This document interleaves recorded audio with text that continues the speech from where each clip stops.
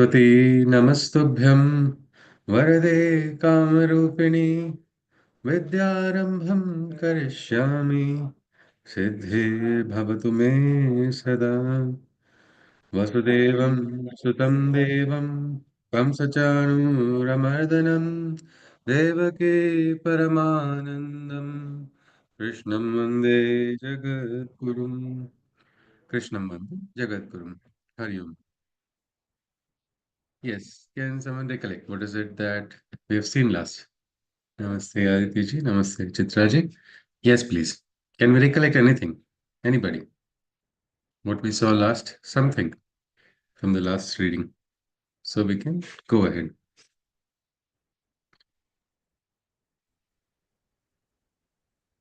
I'll start. Okay. Yeah, we saw something about intuition versus reasoning. Is intuition above reasoning? So, some discussions around that. So, our genuine yogic feelings, not some form of intuition. So, that is something that we saw, but we thought we'd come back to that later after some more discussions, is something we saw. And feelings acting like a guide, how far can those be trusted? So, the response from Sri Aurobindo was your feeling is a guide for you until it leads you towards the truth. So Hmm. this was something that we saw. Means the feelings can also become a hurdle if they are taking you away from the truth. Because many times people make a distinction. They say either mental or emotional. Follow your mind or follow your heart. Somebody says you follow your heart. Another person says follow the mind. But again, mind and heart both they can function on a level which is what we call vital, or there are other levels, intuitive levels, there is over mental levels, all of that. So the influence is important. So sometimes feelings can allow us, if they are taking us closer to the divine, our feelings are useful, they are good. But if they are taking us away from the divine, these are absolutely a hurdle for us. Yes, please. Please continue, Ajay. Yeah. And then also Dr. Nirodbaran expresses that he feels that it's very hard to reach the level of consciousness or transformation that Sri Aurobindo has gone through, be it related to the opening towards the art or painting and stuff. So Sri Aurobindo says that he hasn't done something outside of the laws of nature and they were found well within these laws. So if he can achieve it, anyone can do so. So this was something Mhm. that we saw. And still, Dr. Nirodbaran says that it's hard for him to accept that he Yeah, could be Sri a Aurobindo's example is not it's not convincing something which him. can be given as comparison. Is what Dr. Nirodban said. No? Yeah. And yeah, he says that he finds it hard for him to imagine him being getting some kind of opening towards music or art. But he agrees that if divine intervention happens, everything is possible. And yeah, there was one example that previously we saw that some mental spiritual force was given and it didn't work because it was not sent from a In the case supramental. of treatment of a patient. Yeah. Yeah. So, based on that theory, he has a question that does God work in different planes, and that makes him less omnipotent, and basically he is not omnipotent completely all the time. So the response is just because the divine chooses to limit himself, it doesn't make him less omnipotent. So, and the very act of limiting himself is also um, a fragment of his omnipotence. So that is what Yeah. So this is so. strong can choose to be can choose to be weak. There's something in the Sri Aurobindo's Upanishad also. Means a strong can become weaker. But what happens to a weaker being? If the weaker being becomes further weaker, what's going to happen? It will diminish or it will disappear. It will get destroyed. So this ability to withdraw or hold a decision, like say I told my father I'm going to retire from badminton. He asked a very nice question. Before your career begins, you are retiring. Now, isn't that a right question? Somebody who is having a career can talk about retirement, isn't it? Not someone who has not even started. So this is something. So this aspect, a divine is not interfering, does not mean the divine is weak. The divine is consciously choosing to not. So that's why we don't see. So yes, please continue, Ji. Yes, Ji. Yeah, and something on he still had doubts on the same thing, and be it success in trying something or even failure, it could be for the overall a good purpose or the ultimate purpose. So it doesn't simply mean that the divine has failed or something like that. And the divine also acts according to the rules of this nature, and he has the ability to change them, and if he wishes to. So this is something we stop. Yeah. So I think we'll continue from that. Dr. Nirodbaran he says, because I think Chitraji has quite summarized it well. Do we need to look at any other point, Aditi ji or Juhi ji? Or can we right away start? What do you think? We can go ahead. All right. So Dr. Nirodbaran says, excuse my writing today. Since all days are Sundays for you, it is all right, I suppose. So some days they have protocols, they don't disturb share window. But he's saying for you, what every day is Sunday, you're inside of a room, you're having only holidays every day. So you can allow me, is what he's saying. This is what we can say. Privilege being utilized by the Shishya. Sri Aurobindo replies, the whole ashram seems to reason in the same way and to draw the farther consequence that the perpetual Sunday is the proper day for writing, for each writing his special letter to me, with exclamation. What a touching proof of unanimity and solidarity in the communal mind. So I say, Acha, wow, it is like that. This is an example of Samgachadvam in the Rig Veda, no? Oneness of mind. So everybody in the ashram is thinking this way and trying to write their letters on this day, assuming every day is a Sunday for Sri Aurobindo. Nirodban continues. He says, you say that since these things, there's a footnote, it is in reference to the last letter. Sudden opening in the understanding of painting, liberation of the mind in 3 days, transformation of nature. So these were experiences of Sri Aurobindo. First thing is probably understandable. Suddenly getting a perspective or understanding or deeper understanding of painting, maybe that's something. But liberation of the mind in 3 days, transformation of nature, these are all some radical transformations. Just very recently, I had a very nice interaction with one scholar who is a Sanskrit expert and also a follower of Sri Aurobindo. His name is Dr. Sampananda Mishra. So, what Sir was saying about Sri Aurobindo's, he said why his is so special, his yoga or something is because he got the experiences first. The experiences came to him. He had not probably read the Veda when he started experiencing the devas of the Veda. So that was one of the things. He says there are three aspects which distinguish Sri Aurobindo's way from so many others, especially in the light of the Vedic tradition. Number one is this. Because normally, how do you approach Vedas? The traditional marga, they ask you have to learn the language, you have to learn the rules. You have to understand the Nirukta. You have to understand what we can say. Sayana Bhashya also must be studied. Yaska's interpretation also. If you see all of this, it looks like a big maze. You cannot enter it just like that. It's requiring several years of sadhana. But suddenly Sri Aurobindo received it. So one thing is he started getting experience, which we call anubhava. So he said that was number one. The second point that he talked about was he received this language of the roots of the Sanskrit sound. This philology, that is something he got it directly from Krishna himself.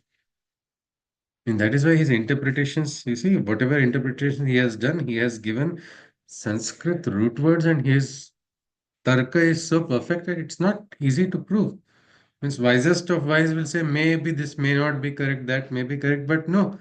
Look at it, he has not gone through that route which everybody has gone, and yet he has received it. Meaning, this is another route which he has got. And the third was a psychological aspect, where again, grounded in practical rationality. The psychological aspects or the foundations of psychological theory of the Veda. That's something Sri Aurobindo had given.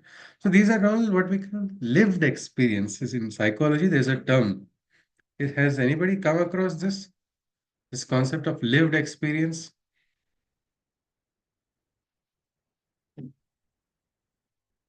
Yes, anybody?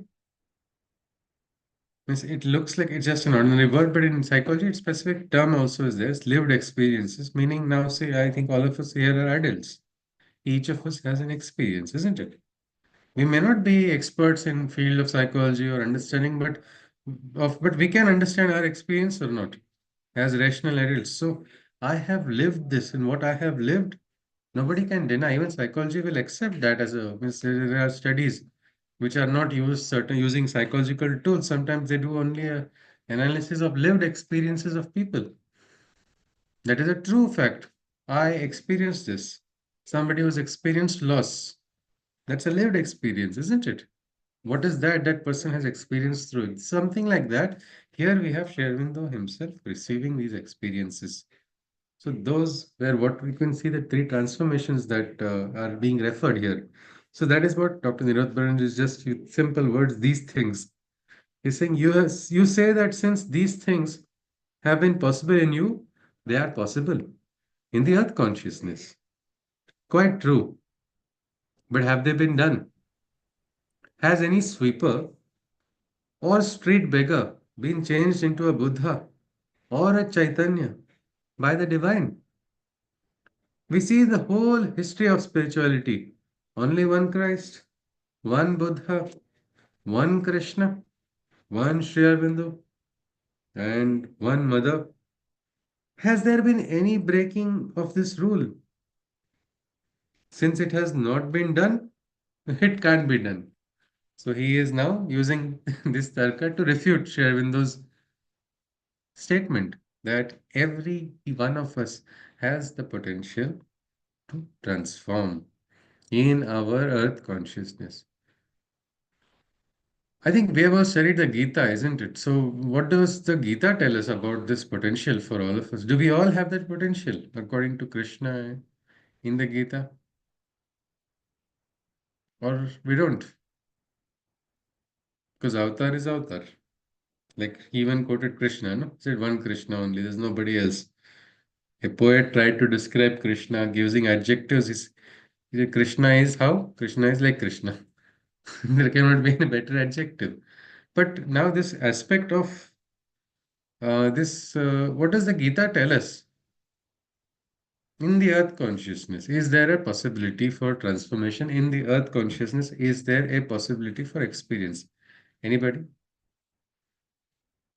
Do we have that chance? Or Krishna is separate?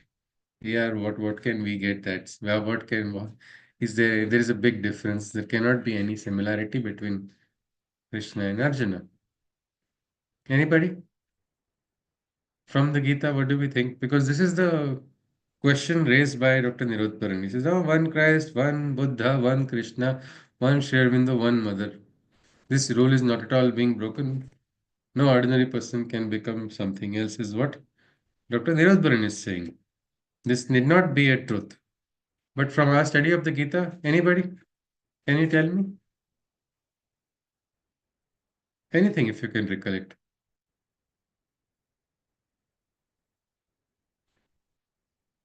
Yes, anyone? Yes, sir, Rajiv ji, please feel Yeah, free to unmute. Okay, Johiji wants to say something. Okay, Johiji, you say, and then we'll go to Rajiv ji. sorry. Yeah, please tell me. Yeah, so I don't have exactly one thing from Bhagavad Gita, but I can think from APJ Abdul Kalam's point of view. For Okay. him, he was a really simple boy, right? From Hmm. Rameshwaram and just growing up, who used to Hmm. also वो हकलाते थे जब वो बोला करते थे तो when he was a kid. Yeah. But when he Hmm. grew up, he did lots of stuff. So even Hmm. he was a really simple person, but for us, he is an ideal. At least for me, he is an ideal, Yeah, he right? So for so many of similar, us. yes. Absolutely. So similar thing can also be said for Shivaji Maharaj, or can also be said for Kanha. Who knows? It can be also said for Johiji also, isn't it, tomorrow? Don't know about that yet. Why? Kanha What will is that decide is the that, but question we are we can asking. No, definitely say that for you. that is the So, same and we question we are can say asking that for about. each of us. Yeah, that is what my thing is. So it is possible, isn't it? I think Johiji has given a nice example. Rajivji, yes, sir, you were saying something. Please feel free to unmute, sir. Actually, I'm keen on hearing what is being said after this. But then my view is the following actually, that in the Bhagavad Gita also, uh, the infinite potential which is there is present in each one of us. It is how we manifest it. I mean, how we actually, because it is all covered through the gunas of Yeah, Maya. So, yeah. when you become Maya Gunatiyata, or how Then does probably one you become a can realize. Sthita Prajna for that matter, Ah, and mm-hmm. a Gunatiyata or a Bhakta for that matter. So, on that, Mm-hmm. that potential is very much there in each one of us. I mean, there So, is no gradation there in any way. means some worst sinner also can get transformed, isn't it? Yes, yes, yes. It is available for everybody, To irrespective of everybody. whether it's a lady or a. I mean, there is a slok there. It's not coming up Yes, right now. yes. No, so at any point, any place, a person can seek the divine. Whoever seeks the divine fervently can actually get transformed. And we have seen Krishna telling that I am Arjuna among the Pandavas. Or when Arjuna ceases to believe ki I don't understand it. I don't understand how you may have taught this to the Ikshvaku or to Manu or to Vivaswan. That time Krishna says, Arjuna, the difference is only one between you and me. I have also taken multiple births. You too have taken multiple births. Only one difference is also I know I know the births that I have taken and you don't know. That is why you are thinking you are so different or you are not capable or this is not logical. So yes, we have seen that. So somewhere Dr. Nirodbaran is now he's not agreeing with it. So he is saying no, Sri Aurobindo will not be there like that. So I don't trust. I don't know. He says it has not been done. Yes, Aditi wants to say something. Yes, please. These people who are mentioned, they also got famous for their achievements. Maybe there are so many people who the world does not know and they Yeah, yeah, yeah. Yes, yes. I'm not able to recollect the name of this great poet. I will find out. But so many poets came to, posthumously people came to know about their work. So many throughout their lives, no? Throughout their lives, they were not known. One person's poetry was actually lying in Raddi, waste, right? Paper. And one great educationalist came and he saw that it's in UK. I'll try to find the name of it. Dr. Professor Arun Tiwari had written it in a forward. I forgot the name of it. But he talked about how that person was so shocked to see this and it was so beautiful that it then got published. And after it got published, that got known to so many people. Many people did not know that that potential was there, but that was there. Or we have this Bahina Bai Chaudhary, illiterate widow whose entire life she never learned to read or write, but she was connected with the divine. She was experiencing the truth. The world did not know she was experiencing the truth, and so she would sing. And what she would sing, her son would write down. So Acharya Atre came to know about it because of her efforts, her sacrifice, her son got education, her son went ahead in life. After going ahead in life, then he got his degree, and that time he met this great educationalist. And then he says, "Oh, this is gold." And then that was published. So yes, what Aditi is saying. So maybe it's just not known or it's not understood by us. It's what we call in Sanskrit, if you want to say, agnyata, unknown, but it is there. That potential is there. Let us see what Sri Aurobindo tells us. Sri Aurobindo replies. He says, the question was not whether it had been done, but whether it could be done. The street beggar is a side issue. The question was whether new faculties, not at all manifested in the personality up to now in this life, could appear, even suddenly appear by a force of yoga. So this is the question, meaning no talent, no visible talent, not even 1% or some what we can say mool must be there without the seed There cannot be a manifestation. So this is what people say. That some talent must be there, something original. When Shishya came and told Lamlish, he had something original must be there inside of him. That is why it is happening. Otherwise, it is not.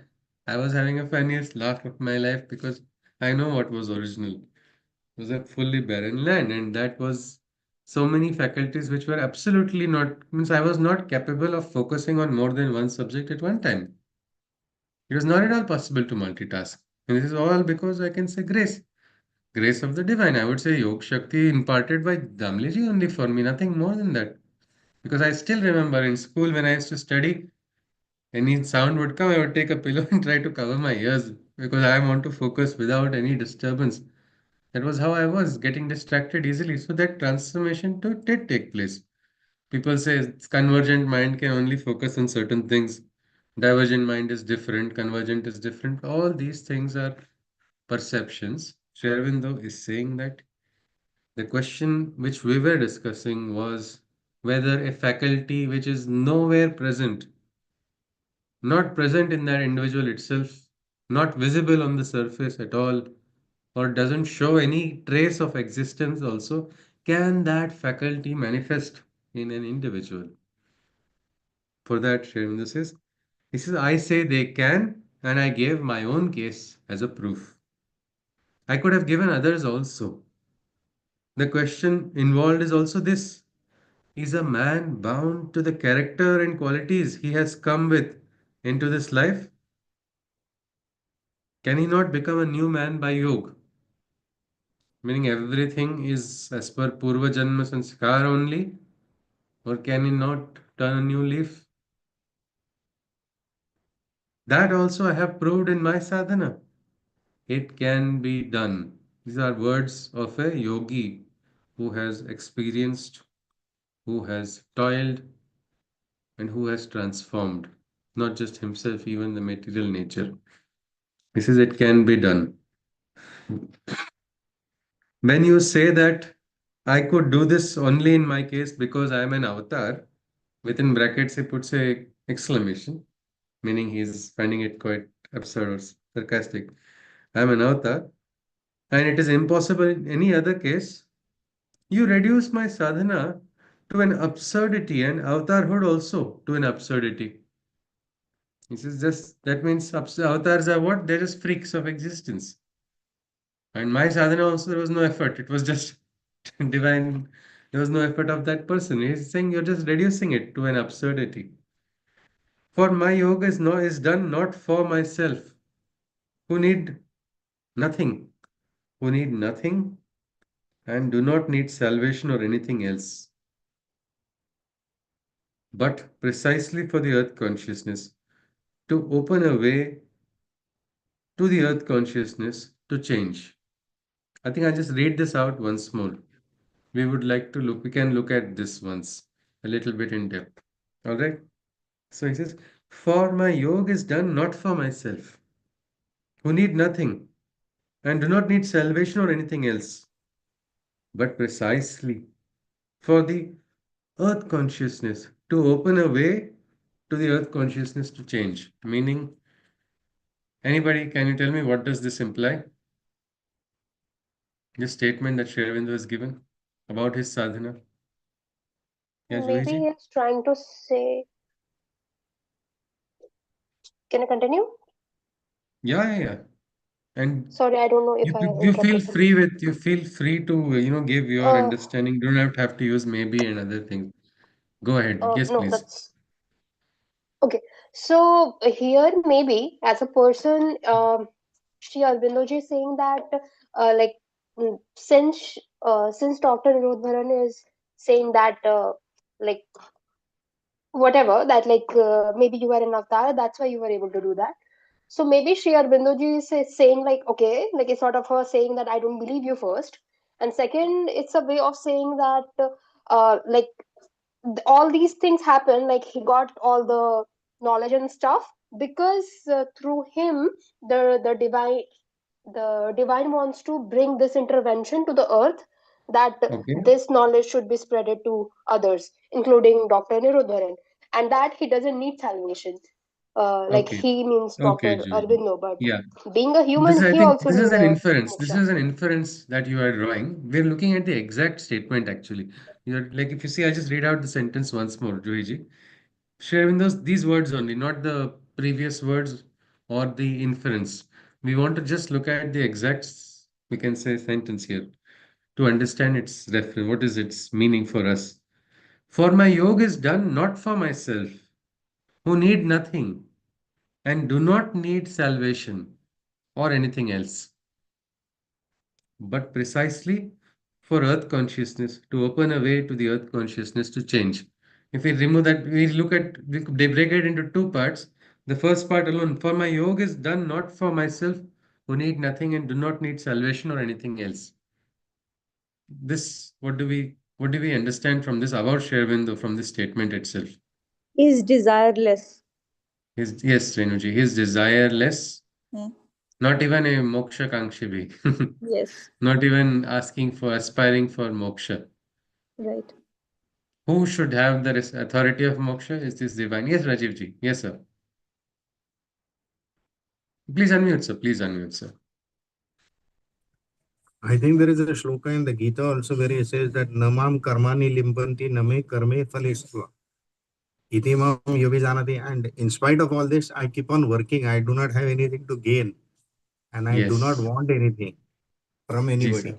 Even then, I continue to exert myself and I keep working all the time. Yeah. Yes. So there's nothing. And you see, this is a beautiful aspect that even moksha, for us, many of us, we hold on to, I have to get moksha as a desire. Here, Sri Aurobindo has even transcended that. Let the divine wish. If the divine wants me to come into a cycle of Punarapi Janma, Punarapi Marana, Adesh, Alak Niranjan. We will follow what is the direction of the divine. Let the divine decide. And this is exactly the meaning of the Gita shloka also. Sarva dharman parityaje mamekam sharanam vraja. It's absolute surrender, complete surrender, even personal. I want to get salvation. For what? For me, for somebody else. No, no, see, I at least for this person was so happy, unhappy. So for this person, all these are all attachments that we hold inside of our heads. I'm doing this sadhana not for me, for the other person, or for making this. It is simple. For what he says is not for himself. He wants nothing, not even the highest, which seekers seek. No, all seekers want a salvation. But this also is a desire which Shrivendu is kept aside. And yet, then what is it? What is it he's doing? It is in the next part of the statement that is making it very interesting. But precisely means he's saying exactly for this purpose, for the earth consciousness to open a way to the earth consciousness to change. Earth consciousness is what? The consciousness on earth, the jada, a transformation of material aspects also. We have seen that there is a light in the 13th adhyaya of the Gita. There's a light that is not yet manifest, which is called avyakta. When that avyakta becomes vyakta, transformation will take place. And he's saying, my sadhana is only for this purpose. It is for the divine consciousness to function and bring about a change in the world. This is what we call about terrestrial. He says, I am seeking a terrestrial realization, not realization in another plane. Yeah, shedding my body behind and I will go and experience in another loka. That is not what I want. It is here, ihaiva, this plane itself. So that is what makes a lot of difference. And that is why Sri Aurobindo is also, he's genuinely concerned with his he's not toying with his shishyas when he's engaging in dialogues. Somebody would say wavelengths don't match. Wavelength of Nirodbaran is something, look at wavelength of Sri Aurobindo. No, he's not doing that. He is understanding that the consciousness is at play and the consciousness is supreme. That supreme consciousness needs to work and bring about a transformation. We are having a workshop on the Divine Mother, where we are looking about the powers of the Divine Mother. These powers operate in the world. And so for these powers to operate, the ground is required. And that is why instruments are required for the divine. So he is behaving like a perfect nimitta matra through his sadhana. That is what we can draw an inference. And this sadhana is very much connected with the world, which is not dismissing this world. It is seeking to transform this world. Let's continue.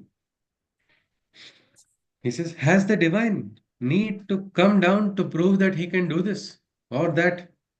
Or has he any personal need for doing it? Speaking about avatar, is the avatar feeling, yeah, no, I have to show, no, I'm capable. I'm also a good player. I'm also a good person. I have so much strength. Does the divine have to come and show it to others? If that is the case, then the divine is also doing it for show or having insecurity. This logic is very absurd, is what Sri Aurobindo is pointing out. Or does he have any personal need for doing it? Means, is there any swarth that he's doing it for? He says, your argument proves that I am not an avatar, but only a big human person. It may well so be as a matter of fact. He says, it's okay. I think maybe that is true. He just says, I'm not an avatar. He's trying to clearly tell to his. It may be a fact also, all right. But you start your argument from the other basis. One side you are saying this way, and yet it is going quite against your own argument. Besides, if I am only a big human person, what I achieve shows that the achievement is possible for humanity. So here he is trying to dismiss Sri Aurobindo's divinity by simply calling it a freak nature or an avatar's. Sri Aurobindo says, this is a very absurd logic. See, either you believe that, but then you are saying, no, no, maybe you are like an avatar, but you are a big guy, big human, better, different from others. So that means I'm not an avatar. ठीक है भाई, I'm not an avatar, but even then I have become a big human person by what? By my sadhana, isn't it? So that means I'm showing that a possibility is there. An ordinary person can become a big person. That is just proving the point. He goes on further.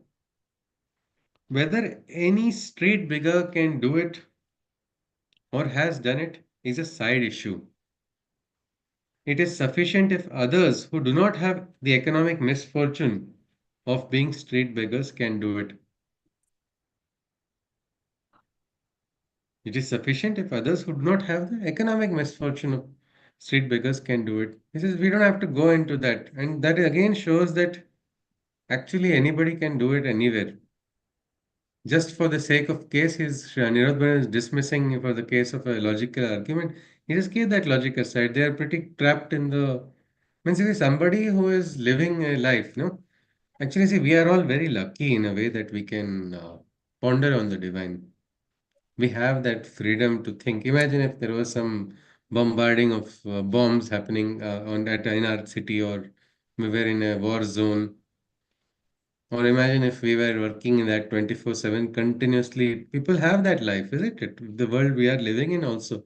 They are working, sleeping 3 hours, 4 hours continuously. And what is that doing? It is just bringing food on the table, isn't it? Can such a person who is running continuously after this, sometimes some people are, they have to look after somebody's medical treatment, somebody, this is all what we can say, the bandhana of life. No? Everybody has it. But sometimes these are so strong bandhanas that there is no time only for that person to even introspect or ponder. So one way we are lucky, isn't it? The Gita says even in the worst situation, if the person calls upon the divine, that person gets the experience. That person gets it. So I say, if we are now considering, let us let us consider for the purpose of discussion, let us keep this example outside and just look at the case of those who don't have the misfortune, like that of a street beggar. He says, what a wonderful argument. Very sarcastically, Sri Aurobindo replies. He says, what a wonderful argument. Since it has not been done, it cannot be done. At that rate, the whole history of Earth must have stopped long before the protoplasm. So what was it? Initially prokaryotic, then eukaryotic. No, there were no eukaryotic cells. No development has taken place. If logic of Dr. Nirodbaran is followed, he says nothing, no evolution only. When it was a mass of gases, no life had been born. Ergo, life could not be born. When only life was there, mind was not born. So mind cannot be born. Since mind is there but nothing beyond, as there is no supermind manifested in anybody, so supermind can never be born. Subhanallah. Sri Aurobindo says, glory, glory, glory to the human reason. Luckily, no, I don't know, some background sound came. Anyway, glory, glory, glory to the human reason.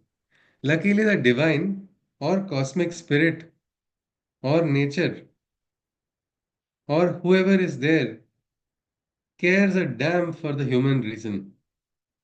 He or she or it does what he or she or it has to do, whether it can or cannot be done.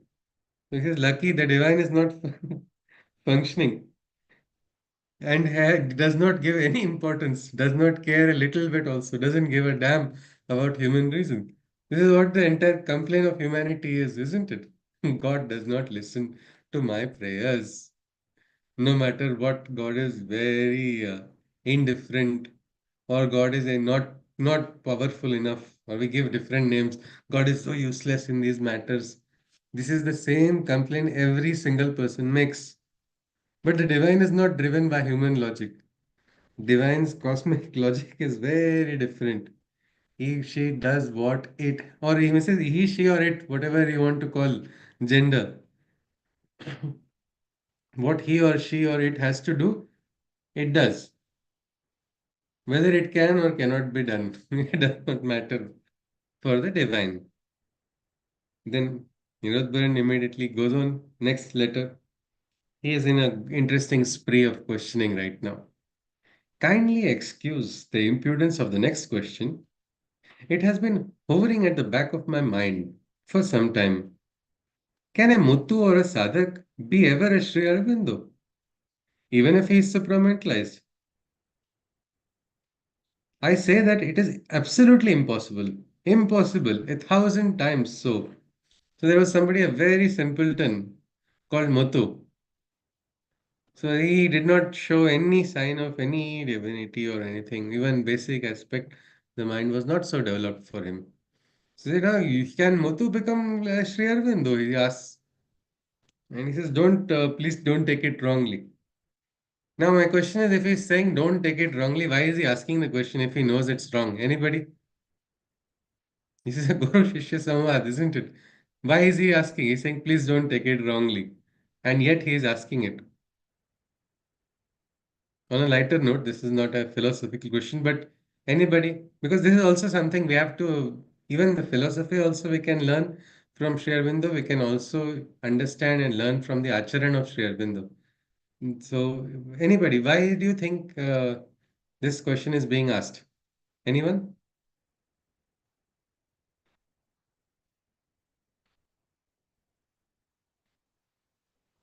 Why is Dr. Nirodbaran taking full advantage? And he's saying, I'm going to be impudent and ask you this question. Excuse me, but still, I wish to ask. Anybody? Can someone give a rationale for this? Yes, sir. Please, Rajivji, please feel free to unmute, sir. You don't need to raise your hand, sir. Anytime you can unmute. Yes, sir. See, what I think is that Nirudbaran respects Sri Aurobindo. He Yeah. knows that he has all the answers, and but he cannot suppress those foolish questions that keep coming. Yeah. Going by the length of the answers and the way he is getting corrected, Hmm. so he understands that he is going to be irritating him to some extent, but he wants to get the question out and gets an Yeah. answer. So that is why Yes, he yes, says, isn't it? "Forgive me for actually," Like because he Arjuna was saying, no, love for Krishna, him. you alone can you alone can answer my every doubts. In Yes, every detail I will ask you. correct. So here he knows that Sri Aurobindo loves him so much. That is fully, clearly understood. His respect is there. And yet, because the seeking is something which is important also, and it can be sincere when done, doesn't have to be so serious all the time in sadhana. A lot of people feel that sadhana means I am doing like this. There is one person who is doing a very ghor sadhana. That's fine, but he shows it on his face also. that he is doing this, and every reaction he has to show. It is not required. Sri Aurobindo was also called a non-smiling saint. The rest of the world did not get a chance to have correspondence with Sri Aurobindo like Dr. Nirodbaran. For Dr. Nirodbaran, he is a loving father figure. He is one who is joking, everything. That was on the inside. But otherwise, there were great revolutionaries who wanted to come and meet Sri Aurobindo, but he said, I will not meet. He did not even respond. And many times, if you see the Surat split, there's a photo of Sri Aurobindo sitting there in a face which is fully, we can say, emotionless. Nobody saw Sri Aurobindo smile at all. That was how they knew. So here, this is this freedom, and this freedom, I think everyone should utilize when there is sincerity in the heart. I think there is no problem. This is what Sanatan Dharma also gives us, that freedom to question, to grow. And that is a beautiful Guru Shishya relation. That is something which we can always experience and enjoy. Because if out of decorum or out of some outer reasons, Dr. Nirodbaran didn't ask these questions, what would happen? We would lose this beautiful correspondence. Forget the chance of Dr. Nirodbaran also receiving answers. If he just felt, this is not right, this is not this. The sincerity is all that matters, and Sri Aurobindo knows that, so he does not feel it is wrong being asked these questions. So he says, yes, let's look at this question. He says, and he declares, he says, no. He says, Muthu or any sadhak cannot become a Sri Aurobindo, even if the supramental consciousness manifests. And he says, it's absolutely impossible. He's declaring with means 100% certainty. He says, impossible, thousand times I'm saying, or thousand times so. It is impossible, impossible, impossible. Sri Aurobindo replies, what need has he to be a Sri Aurobindo? He can be a supramentalized Muthu. Again, that's a simple thing. Why do we need to become somebody else when we ourselves, means when we remove that cloak of ignorance, we suddenly, that Dvaita also disappears. परमात्माहं परिपूर्णोऽहं परात् परोऽहं केवलहं Satyam ज्ञानधनं praptam paramapadam. Each person will receive that highest knowledge, the Raja Vidya, whatever name you want to classify it according to your understanding, keeping the classification aside. Experience can come to everyone. So Sri says, no, there is no need for a Muthu to become a supramentalized Sri Aurobindo when he can himself become a supramentalized Muthu, or any sadhak can become that. This also beautifully we see the humility of Sri Aurobindo. He's reached, he's experienced, and yet grounded all the time.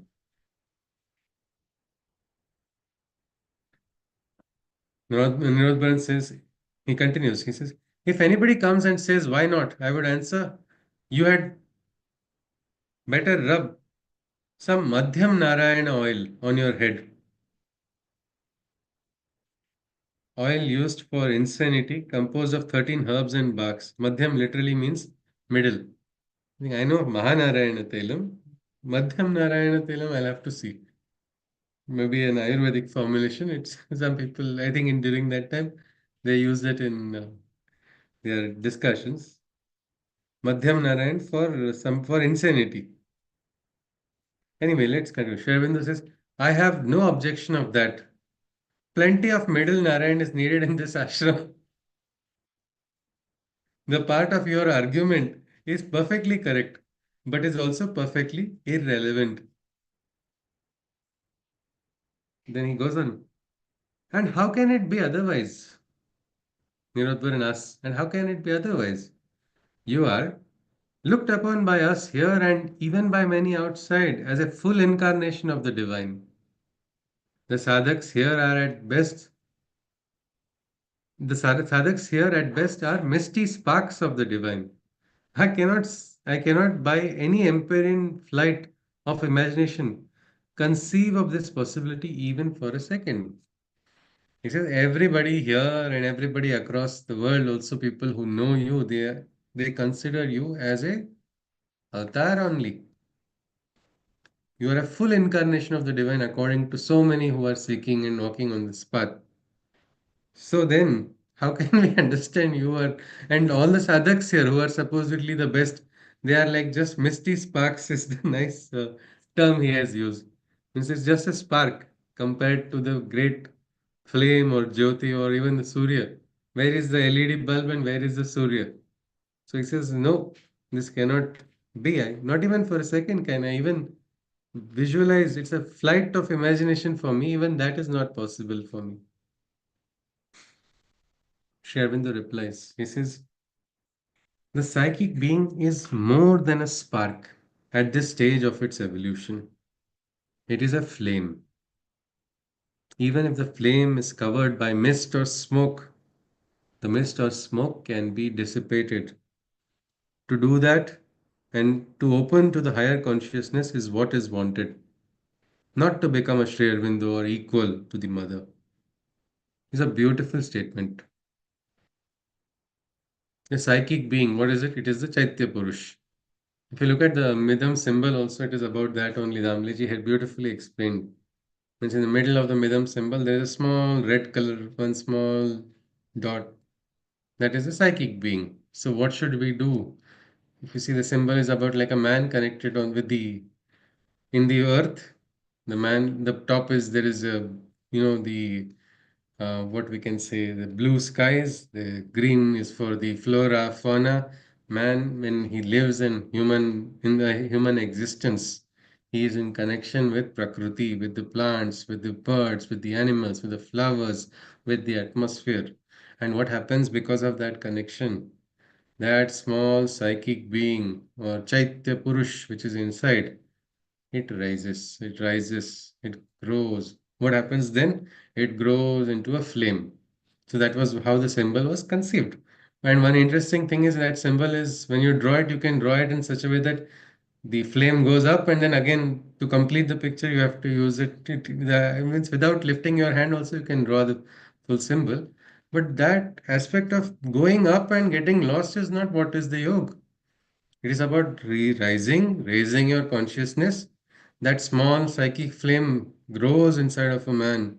Man gets evolved, man becomes better, man experiences the divine consciousness, and then he uses that divine consciousness for transformation of all life on earth. That is the entire aim that Midam has talked about, that Damleji has talked about. And this is something very similar. I see what Shervindo is saying here. He says inside, no, there is a psychic being which is more than a spark, it is a flame only. This flame may be covered by smoke, by mist, but what happens with smoke and mist also? It can be dissipated. And to do that, one has to just open to the higher consciousness.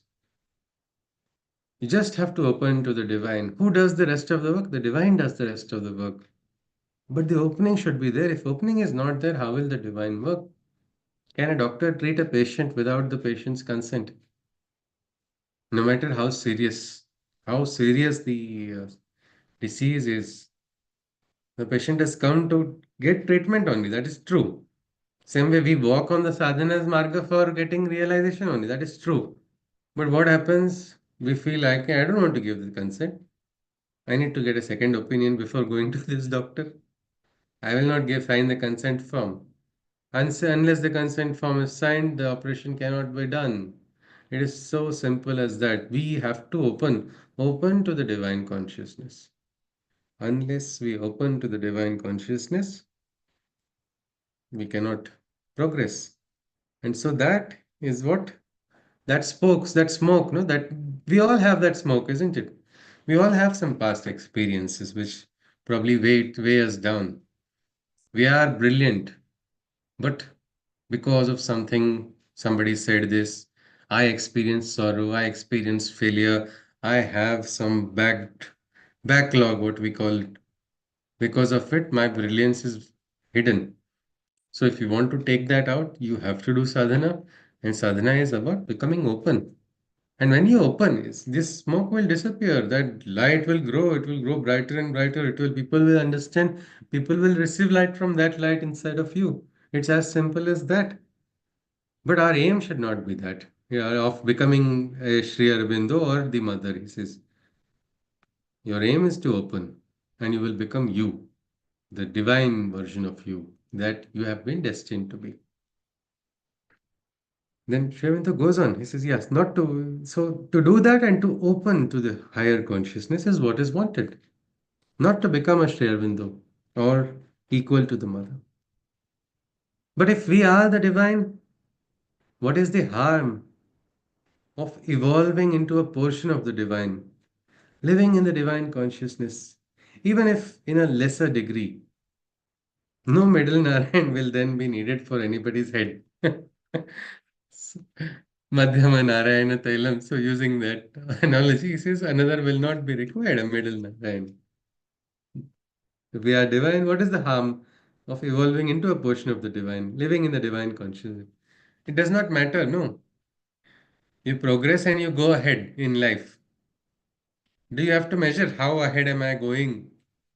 How ahead have I gone in comparison to that person or this person or in comparison to my own expectations? These are all unnecessary pitfalls people get trapped in. So many years, oh, I started doing sadhana before you. One person said, then I should get more experiences. Why am I not getting? He may be getting is not what is this expectation which is blocking the view, no? The experiences are there for everybody. Many times what happens is we have got experiences, but we are not ready to read it. We are not ready to understand those experiences only. Means it has come to us. God has given us an answer. We even get the mantra directly from the divine only. But we don't use it or we feel we have not heard it. Because we are trapped in other places. That smoke is only encircling everywhere. That is the problem. So if you open, even a lesser degree, there's no harm in that. Experience is what Shravendra talks about. Then he says, then nobody will need any other middle Narayan, some tailor, this thing, that thing, artificially. One person I know, he talked about to go do sadhana, he was trying to advocate use of drugs. It just didn't namaskar to him and thank you. He said, no, no, see, you can understand better. You're into poetry, right? So you see, creative faculties I am going to release when I do this. I was saying, no, namaskar. We had a very nice conversation. Let's end it here. I didn't want to go ahead. Who knows, tomorrow he will name me only as a supplier. I don't know when he gets caught. So that was something I thought quickly leave that place. But that was strange. It's not required when you can directly connect. Why do you want artificial means to receive Ananda? There was a song where the singer also talks about something. Farewell, powdery paradise. I would rather skate on the thinnest ice. It's actually a very nice one. But when she says farewell to this, I don't need this artificial one when I can myself get a understanding. So, but I don't know if that philosophical meaning was there. I have that bad habit. Sometimes I find meaning in places where maybe the composer did not have. So, but this is an important point. We don't need any other artificial means if we can connect with what? With the divinity, which is very much inherent in all of us.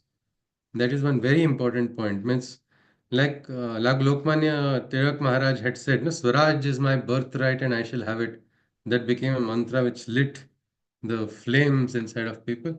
I think it is time we, as a race, as a human race, realize that Sakshatkar is our birthright. You should say Sakshatkar is my birthright and I shall have it. Means I shall have it this birth only. Why? Because we need heroes. Is there any definition of how a hero should be? Gender also. Hero should be male gender or should be female only. Hero should have this much height. Hero should be this age only. Hero should not be old, should not be young, should not be this, should not be this. Nothing. But every place the hero is required because we know na, so much chaos is also there in the world. So this realization is important and that realization can come only by connecting with the divine. For that, we will have to take a very strong call. Otherwise, what happens? Nature goes at its own pace. In Buddhism, they talk about how time, Kala Chakra goes. Days are consumed in minutes. No minutes come, so many minutes just go away like that. They become days, and days go into weeks, weeks become months, months become years, and life is just gone without realizing. So this decision has to be taken. Let's continue. Nirodban goes on. Once when Vai had said she wanted to be like the mother, You thundered, saying, how can it be? That is an ambition. Do you say, now it's possible? He is now asking. Once you had told this person had said, I want to be like the mother. He said, how can it be that is an ambition? Sri Aurobindo replies, certainly not. It is not intended, and I never said that she could as a practical matter. So this is actually there is a reference to context for everything. Nirodbaran has pulled it out of context. In sadhana, we are not supposed to have desires, isn't it? So maybe that time he must have said, this is an ambition you're having. So you cannot. Now he has called it thundering and all. He has added the background effects. He has changed the entire story, like a news reporter of the modern times. Let's continue. Nirodban goes on. He says, all this is really too much for me. Please give me a more direct answer. Is it possible or not? I think this strongly reminds us of Arjuna, isn't it? Ekam vada nishchitya. He says, what is this? Tell me with clarity. Tell me any one thing. Tell me what is Shreyas. Just and then do it clearly. Don't say one side you are saying this is also correct, other side you are saying this is also correct. No, no, no, don't confuse me. Enough. My head is bursting. So this is what is the case of our Dr. Nirodbaran. He says, enough. This is too much for me. He means he's saying, enough, I can't tolerate you anymore. Please give me a more direct answer. Is it possible or is it not? Don't give me anything beyond. I want it in binary, black or white. Don't tell me there are other colors also. Can a Muthu be changed into a being as great as an avatar? If he can be, I have nothing further to say. If not, there is a limit of the omnipotence of the divine. It is for this reason that I said that your own example does not prove much. He says, see, I'm still not convinced with you with what you are saying. You tell me clearly, can he become or can he not? You are just you're going around according to Nirodban. This is very similar to Arjuna also. We all know in the Gita what had happened to Arjuna. It was his emotions which were troubling him, isn't it? So the emotions were hampering his understanding. And in his emotions, he was drawing inferences quickly and making some. He was not able to understand, though even Sri Krishna was right in front of him and giving him a direct, what we call the words of Krishna are recognized as Shabda Pramana. He talked about Sthita Prajna. He talked about what is the Atman. He talked about the Atman being eternal. So many such secrets he talked about. And then he said practical aspects. And still, he said, tell me clearly, don't confuse me. Why he did not understand? Why was he confused? Because he had not yet gone to that state of understanding. Emotions were still troubling. So somewhere here, probably Dr. Nirodbaran is still having some emotions, which are coming in the way of realizing the truths. We are in the comforts of our home, and plus we are so many years ahead, isn't it? We're in the cycle of evolution, we can say. So many experiences we may have got. So some of his points may appear for us that maybe it is what is the meaning, why is he saying that? But if you go in and if you see from his perspective, you can understand that we too have these type of questions at times, and these are the times when we realize that this is our there is something which is blocking the higher truth. Most of the times it is our emotions only. Let's continue. So it is for this reason that I said that your own example doesn't prove much. He says, not at all. You are always making the same elementary baby stumble.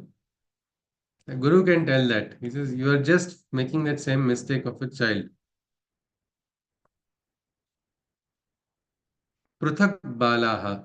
If you remember in the Gita, there was a shlokan where Krishna is asking, it is the children naive who thus think and consider liberated action, and sannyasa is contrasting. You think you're making that same stumbling of a baby who is just learning to walk. Again, he says, you're making the same elementary baby stumble. It is not because the divine cannot manifest his greatness anywhere, but because it is not in the conditions of the game. Because he has chosen to manifest his centrality in a particular line that it is practically impossible. Again, Sri Aurobindo has to the same point. But Nirodbaran is again going to say next point. It is hoped that the sadhaks will be supramentalized, since it is a state of surpassing the overmind. Am I to deduce that the sadhaks would be greater than Krishna, who was the avatar of the overmind level? Logically, it follows. But looking at others and myself, I wonder if such a theory will be practically realized.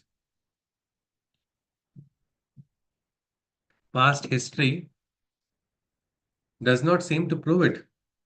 In Krishna's time, no disciple of his was a greater figure than the preceding avatar, Rama, even though Krishna was an avatar of a higher plane.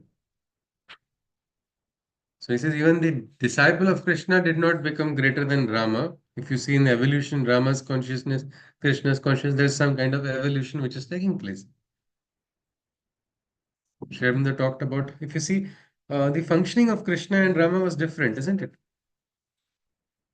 If you see how much leelas were, how did you see a lot of leelas in Rama's lifetime? Rama performing leelas? No, because he was bringing about a particular consciousness for the people. Each avatar is does not mean one is greater than the other, but the way of functioning. This is the domain. No, a person decides to teach. I want to teach class 6 students, so I will teach for class 6. There will be one teacher. He says I am going to teach for class 8 student. Does that mean the teacher who is taking for class 8 is greater than the teacher who is taking for class 6? Not at all. Why class 6, class 8, even the teacher who is teaching for kindergarten cannot be considered less because the students are here and there. That's a very big mistake people make many times. They say, ah, he's a kindergarten teacher, she's a kindergarten teacher. Right, that is the foundation. You don't know what is being laid. That is something so important. So just because of this, people equate with the outer aspects. The same way outer aspects, see, Rama is like this, Krishna is slightly higher. This is a higher your sadhana means we will become better than Krishna.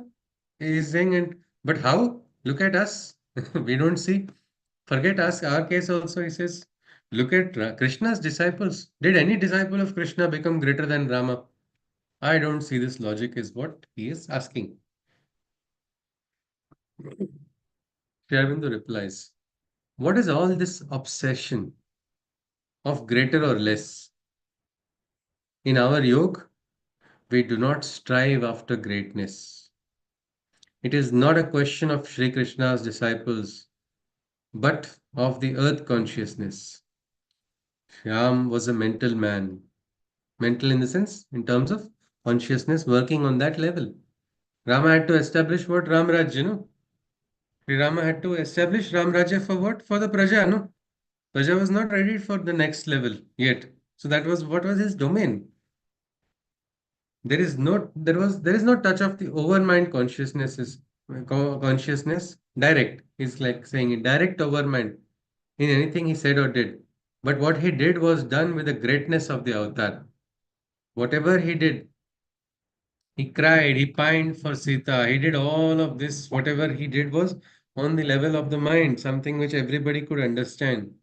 They were not ready to go to that state of understanding of the overmind. Accusation was being made on him for this. He would say, I will listen according to the public for the public. How much did he sacrifice? Everything he did. The greatness is never there less. The avatar's greatness cannot be the Sri Aurobindo also very beautifully points out. So a lot of people who make this distinction, who make this difference, they say this is as if now Sri Aurobindo has given this classification, somebody says, oh, he is lower, that is higher. It's absolutely silly statement to make. It just is the clearest indication of a person's aparipakvata.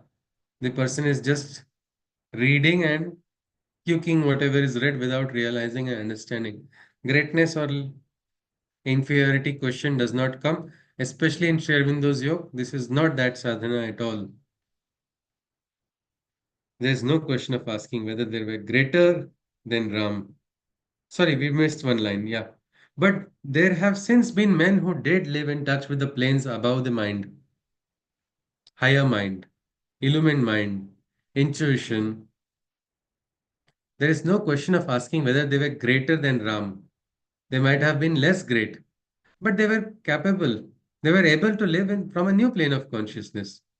And Krishna's opening the overmind certainly made it possible for attempting at bringing Supermind to the earth. For the attempt at bringing Supermind to the earth to be made. Meaning each of these avatars, what are they doing? They are passing the baton. We cannot say one is greater or one is lesser. That only the children who are naive try to think like that.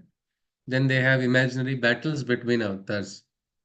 Who will win this battle? Like nowadays we have games, isn't it? In that we have different characters. We give stats to that character and then immediately try to test who is better than the other. This question does not arise at all. That was the domain of functioning. Sri Rama talked about. I mean, Sri Rama lived his life as an ideal Maryada Purushottama, giving the way of how a person can divinize the mind, to make the mind divine, to bring even now so many just the japa of Rama helps a person. Why is that? Because when we remember Sri Rama, we remember his life, we remember his actions, we remember his deeds. Each name of Rama, Godandadhari, Sri Rama, Sri Ramachandra Kripalu, all these different epithets that we use allow us to understand how the mind can be made perfect and divinized. Sri Krishna actually went one more step ahead in what we call in the overmind is what Sri Aurobindo is talking about. So that is why he is the avatar who chose the overmind as his domain of operation. Just because he chose the domain of overmind does not mean he is higher or lower. This distinction should never be made. That is a wrong distinction to be made. If anybody is making that, you can just avoid trying to create further controversy because generally people do that. People go, they misquote and then speak something, and somebody tries to correct that something, and then it becomes a full chaos. The truth is lost. When two people argue, both are wrong, isn't it? Such a statement, when it is made by someone, you can understand it's a misinterpretation or incorrect understanding.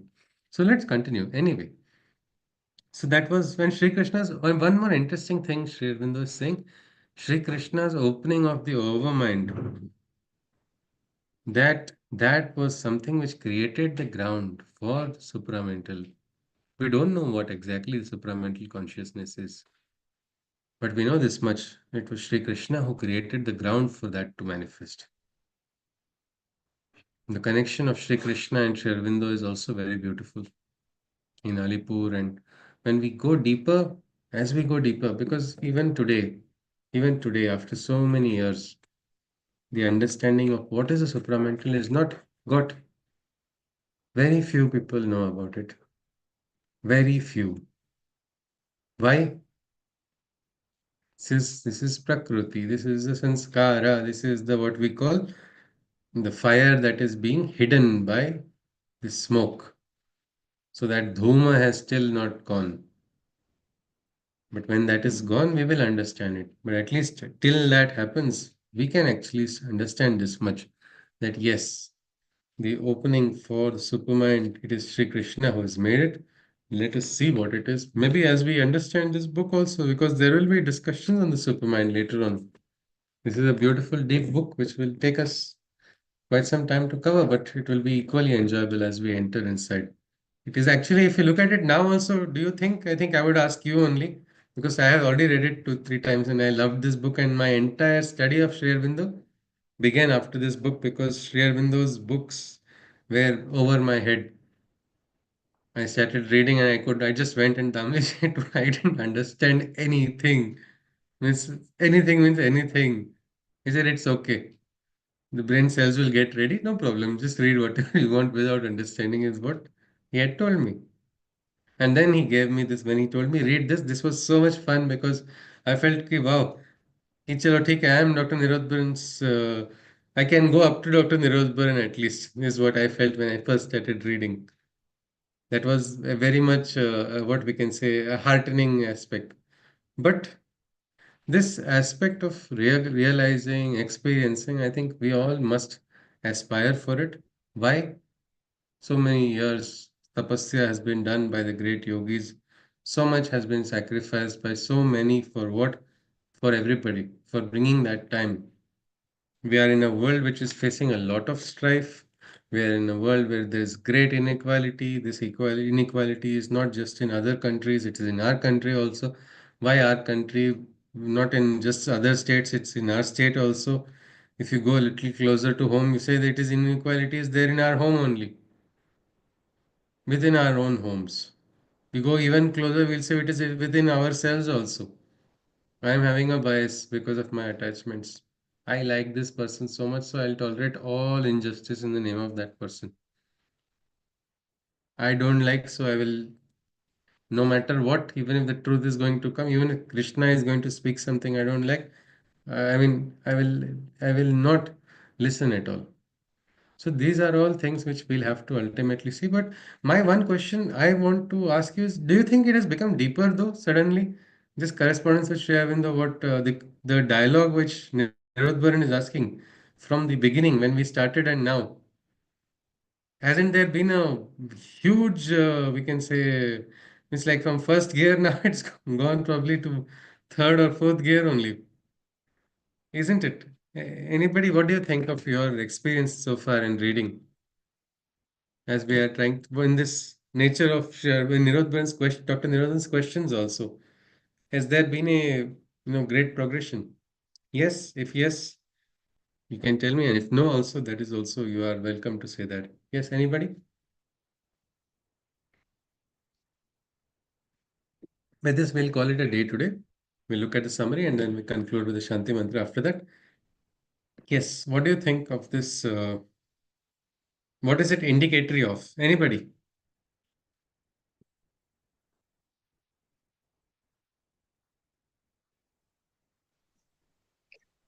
Before, his questions were more to do with just about him and about related to work or how he feels he's not fit Mhm. for this very, Ah, I he mean, was in the not initial fit for stage. it. He kept Yeah, trying to say that he is not, what we can say, demoralizing himself and always lowering his own worth. All right. And that then was now, something.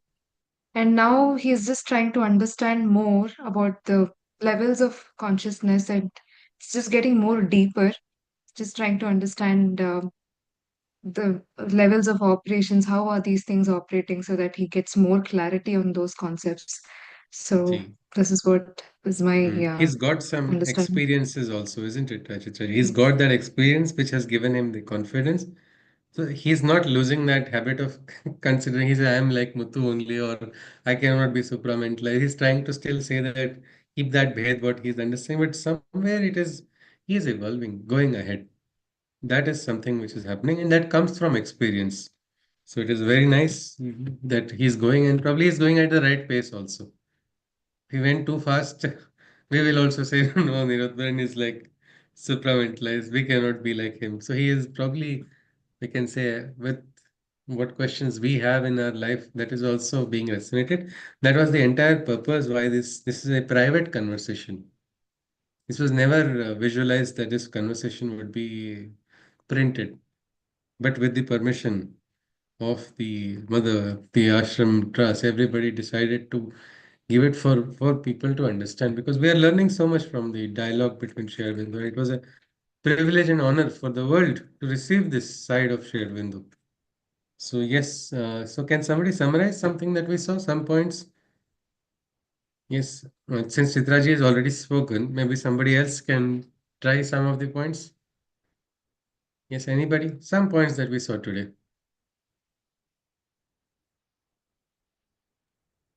I Yes, recall one Joyji. point from the conversation Yes, that Ji. when when Dr. Nirodbaran asked, "Can anyone and everyone can be supramental, just like Sri Aurobindo?" Then Sri Aurobindo said beautifully that everyone can have their supramental selves. They Version. don't Yeah. have to be Sri Aurobindo. Yeah, So isn't it? yeah, like with surrender and with the Yeah, divine yeah. interventions with sadhana, it's feasible maybe. So that's Yes. a good indication, I would say. That's Okay, what I that's a believe. wonderful thing. And that's something we can also draw a lot, for ourselves. Why do we have to, call ourselves weak or inferior or not capable of certain things? So yes, that is one thing Juhiji has said. Anything else anybody can recollect? Uh, Yes, Dr. Sri Vishalji. Namaste. Aurobindo Yes. said, Yes, ji. Namaste. Regarding desireless sadhana, means he's not doing the sadhana for to get the Himself. moksha or something else. So it's Yeah. like for universal, not for Yeah. self any desire. Desireless sadhana. That concept he Yeah. has introduced. Yes, yes. This again. Yes, this is something which is very beautiful. And when we understand this, we can actually understand deeper. Means I just heard one more. I think I got a very, I'm very lucky. I got a connection with a wonderful Sanskrit professor who has been kind enough to share his wisdom, and we're having getting a chance to have regular interactions. So he gave one more beautiful point. He talked about a word called nirashrayaha in the Gita. To understand in Sri Aurobindo's, like if you understand each word in the light of Sri Aurobindo's Yoga Sadhana, you will get a absolutely interesting meaning of the Gita. Means somebody who is going without any ashraya. Krishna is asking somebody to become free of ashraya also. Somebody will not understand what is means we want ashraya. No, we go to the ashram for what? Because there we get the shelter. This person is becoming shelterless. If you literally translate it into English, Krishna is asking you to become shelterless. Meaning what? Even the Abhay Hasta of the divine is not there on me. What is the meaning of this shelterlessness? I think that is very well understood with what Dr. Vaishaji talked about. Meaning you are so surrendered to the divine, you are not in any type of worry at all. You are not in any worry of anything. Moksha or not moksha. What am I? Am I going to get good or am I going to get bad? Nothing. You're not worrying at all. Such a person is free. There was a beautiful poem by, I think, the words of Khalil Gibran, the poet, Khalil Gibran. Under the wide and starry sky, dig the grave and let me lie. Means, what does this mean? Somebody says, is it Smashan Vairagya going towards he's not caring and getting disconnected? No, it is talking about something else. This is a different type of Vairagya where it is he's connected with the world. Means Vairagya also is of two types. One is the other Vairagya which takes a person completely out of the world. But here he says he's ready. He's ready for what? No, I don't know if he was a Vairagi. I don't know his life story. So I'm just talking about this bhava in this words of the poet. Under the wide and starry sky, dig the grave and let me lie. Means in that, and if that under the anywhere, no, any part of the world, that is my home. I am free. Sant Tukaram had talked about something like this. Hey, Vishwache Majhe Ghara. This world is my home. So what if I'm pushed out of this home? I will not lose my place. No, I will be connected with the divine wherever I go. I think there was this great uh, revolutionary, or we can say, who brought about a great transformation in and children in Maharashtra. I think Sindhu Tai Sapkal, isn't it, Dr. Vaishali? Her life was about she was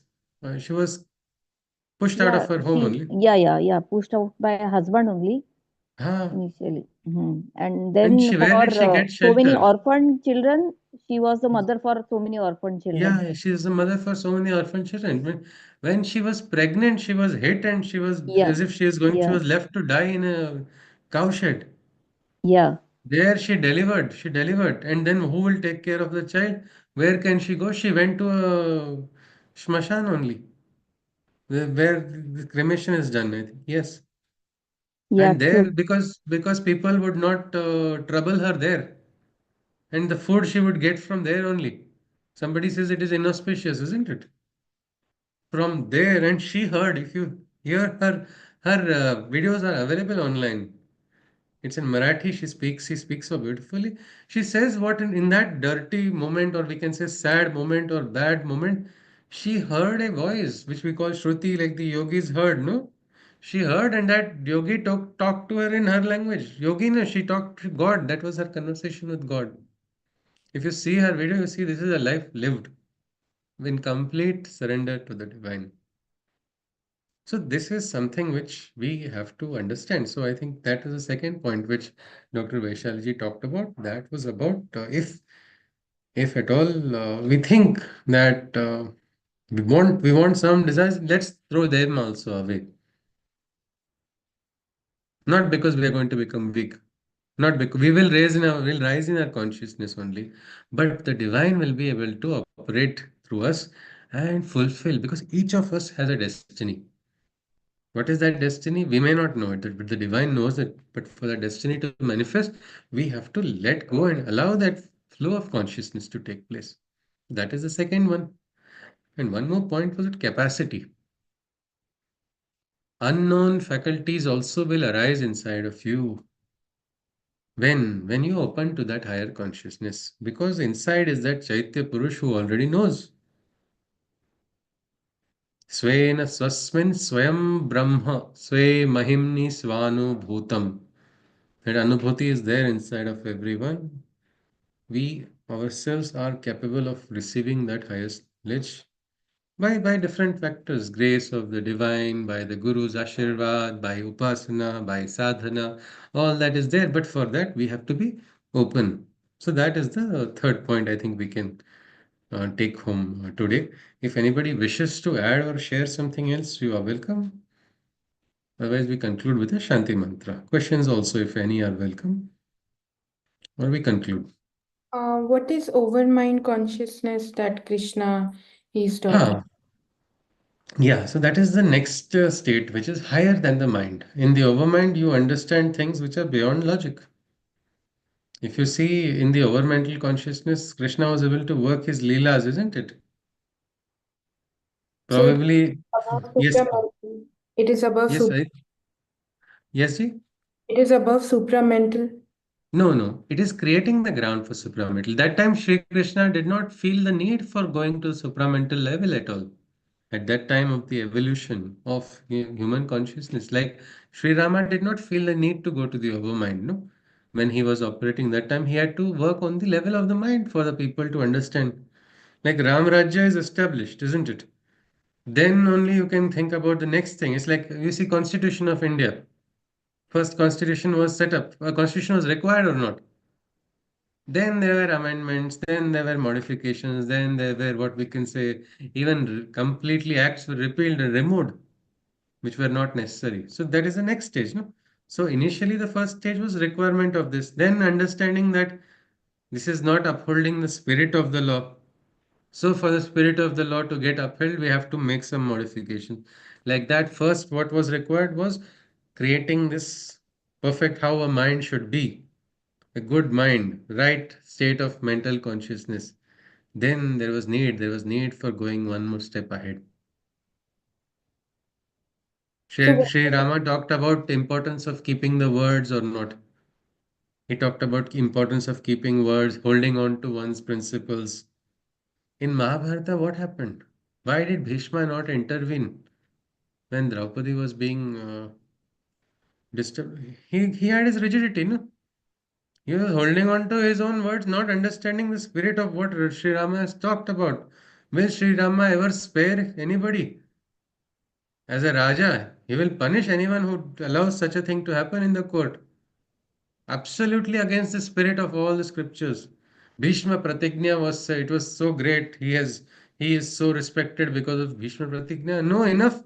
If such a Pratigna is allowing you to make these Kauravans as the Raja and you are saying because of Pratigna you are bound to the throne, you are losing the meaning of what is being bound to the throne. By being bound, you are bound to the Praja also, no? Giving a good ruler for the betterment of the people. So here they were trapped in their pratigna. So Sri Krishna had to come to tell all of them ki understand the spirit. Krishna didn't break his words, no? Krishna upheld every word. But Shakuni understood this is why his words are always having a play in it.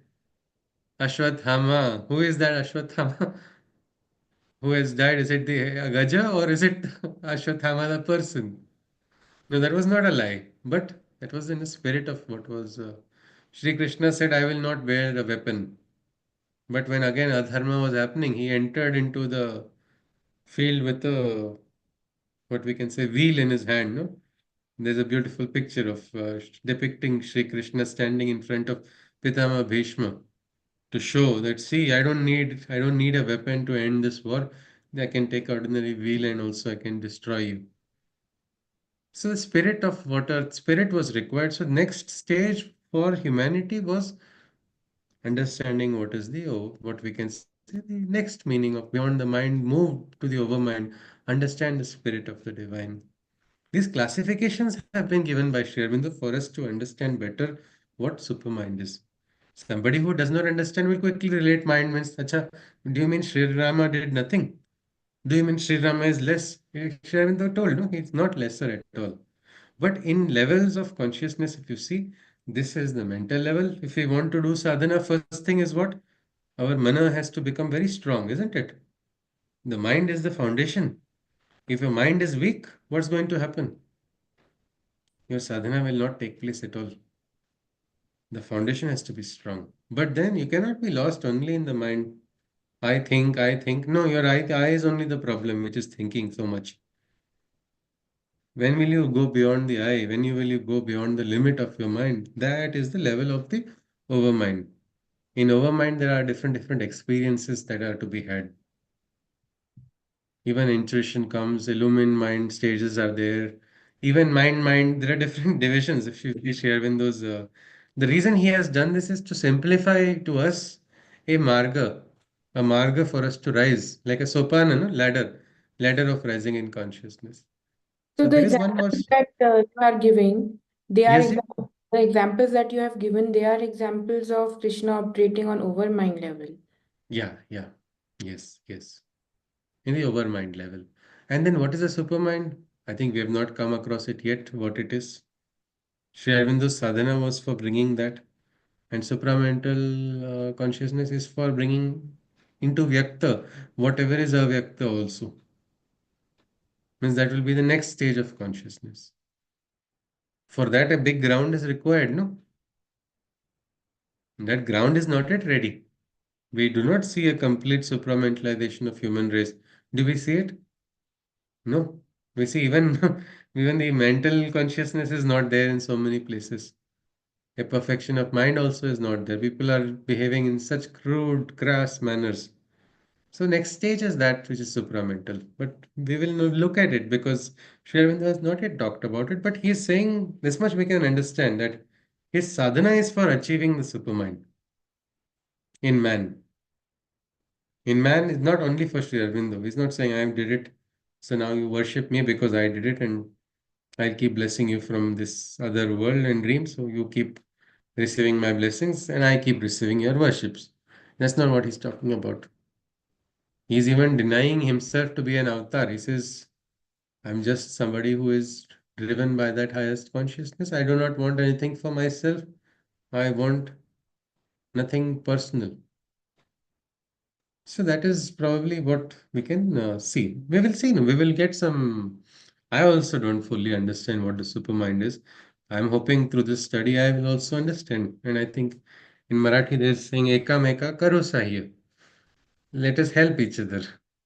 When we help each other, we can only together try to understand. So maybe at the end of our study, since it has been quite some days, no, we have been trying to read Shervindo's correspondence with Dr. Nirodbaran, and we are at least seeing a progress happening. I am also getting to learn a different way now because you are all Gita experts, so I am getting Gita references now. When I first read it, I don't think at that time I had not studied the Gita so much, but now it is getting in a different light. I'm able to connect with so many things. Earlier, it used to be just imagination. Yeah, it may be like this, it may be. But then it becomes proven when we see references. So something like that. Let us see. Supermind, what is supermind? Let us keep it in abeyance. But if you want to see, supermind is something higher than the overmind, which is higher than the mind also. Overmind is higher than the mind. Then there are different stages. I made a mistake. Okay, I made a mistake of writing down all these stages with properties. This was something which I do not remember how many pages also I've forgotten now. It went to 60 pages or 80 pages. I don't know. It was fun for me writing it down. I was enjoying it. I was so happy. Then I did the wise thing of deleting all of it because it's actually quite dynamic. And I really am glad because I went to a conference. I saw one person, he had made flowcharts of what this is, and he was telling this is this with such aggression. I was like, oh my God, I would have been like this person only. When somebody asked him a very basic question, his answer was, read my book. That was everybody did a namaskar to him on the inside, and nobody asked him another question to that person. Nobody went to discuss. So that would have happened to me also. People get deranged, people get derailed also from the path of sadhana because the mind takes a person away. So I was with the mind trying to analyze all of this, and I thought, with my mind, let me write down the notes I have learnt in my system of education, mechanical engineer, try to dissect everything according to some principle. But then I realized it's not like level one, level two, it's a spectrum. It is surrounding, it is continuous, something, it's continuous. We cannot say exactly what is what, or at least I cannot say it. Maybe somebody will be able to say it. I will learn from that person then. So, like that, these are stages. Supermind, we will keep. I mean, I also want to understand. And I'm hoping Sri Aurobindo only helps us. He's there. He's there in a subtle physical to everybody who is seeking his guidance. He's there to guide. So, we are all trying to identify, isn't it? So maybe as Aditi has asked this question, let us resolve maybe before we complete this book. Let us all try to identify something or we'll share what we understood. Is that okay? Yeah, Yes, thank all you. right. Yeah, Yes, thank sir. you very much for the last part of this whole thing in which you have spoken about this subject. Ji, ji. And that has actually given a lot of, brought some clarity to me also on this subject of supramental. So thank you very much for all what you have said now. He said, Okay. I am also And not also to the understood person much who about asked me that. that question. Yes, sir. Yes, Aditi ji. Thank you, Aditi ji, also. Yes. So let us see, let us all try to understand what the supermind is. That is our resolution today. We are a group of what we can say now, six people. There was one more, seven were there. So let us see. Anybody identifies and understands, let us, as a pact of friendship, let us all try to share it Yes. with each other, whatever we get. Yes? All right, Yes. then. Let us conclude with the Shanti mantra. Namaste. सर्वे भवन्तु सुखिनः सर्वे सन्तु निरामयाः सर्वे भद्राणि पश्यन्तु मा कश्चित् दुःखभाग् भवेत् हरि ओम तत्सत् कृष्णं वन्दे जगद्गुरुं हरि ओम जय श्री कृष्ण पुनर्मिलामः will see again next week Hari Hari Om Om. Hare